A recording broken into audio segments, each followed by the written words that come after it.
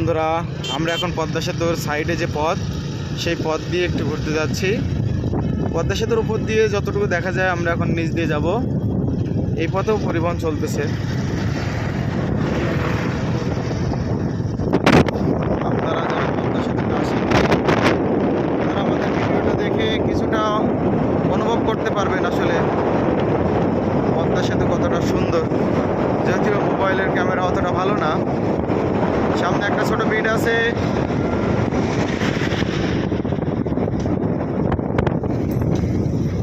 এখানে একটা leaf lounge.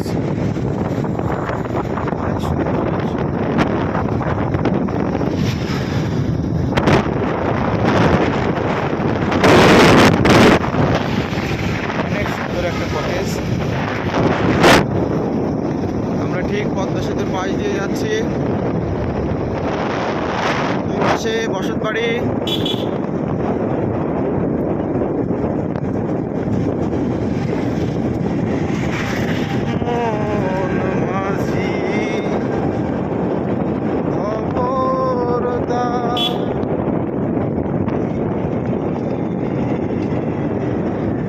Slow মোশনে যাচ্ছে আমাদের মাছুচ্ছারের আজকে সর্বোচ্চ জার্নি মোটরসাইকেলে। উনি আজকে অসম্ভব সুন্দর করে বাইক চালাচ্ছেন।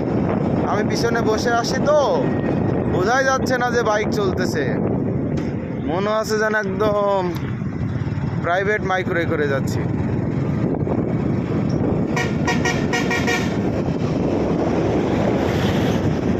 আমরা ঠিক পদ্মা সেতুর পাশ দিয়ে যাচ্ছি।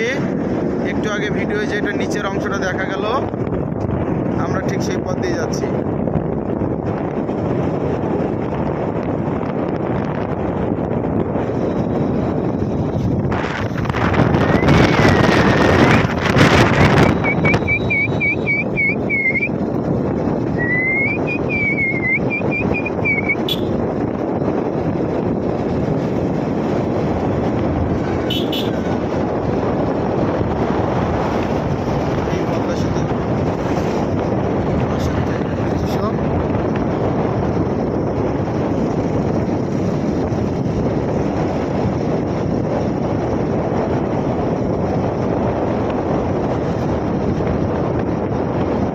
পদ্মা সেতুর তিনটা অংশ, দুই পাশে দুইটা সড়ক পথ এবং মাঝখানে রেলপথ।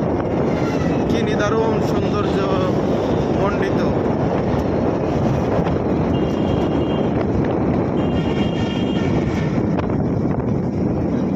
এই পদ্মা সেতুর নিচের অংশটা।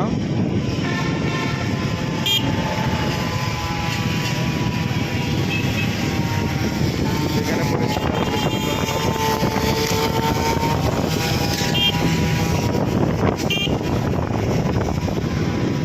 ওই সামনে তো যাই, সামনে দিয়ে ওই না অন্য যাচ্ছে। পদ্মা সেতুর ঠিক নিচে আছি আমরা। এই পাশে সড়ক পথ, মাঝখানে নিচেরটা হলো রেলপথ, আবার ওই পাশে হলো সড়ক পথ। এখানে অনেক বড় একটা মসজিদ, অনেক সুন্দর কারুকার্য করা মসজিদটি। এই হলো পদ্মা সেতু।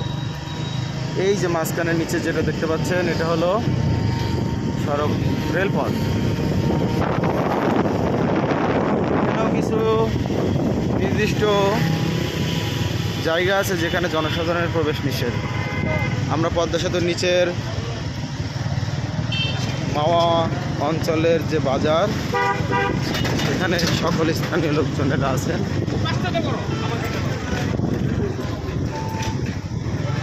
সত্যি সত্যি পদ্মা সেতুতে যে মজা, সেই একই মজার নিচেও আছে।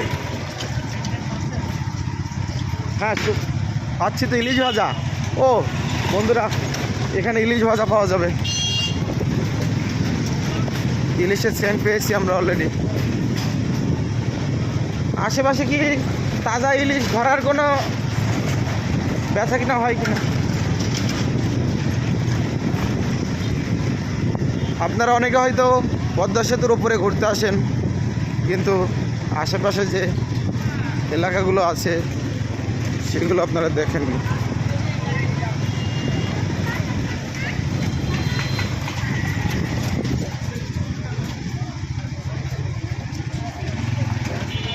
যদিও রাস্তাটা ইটের ছালিং।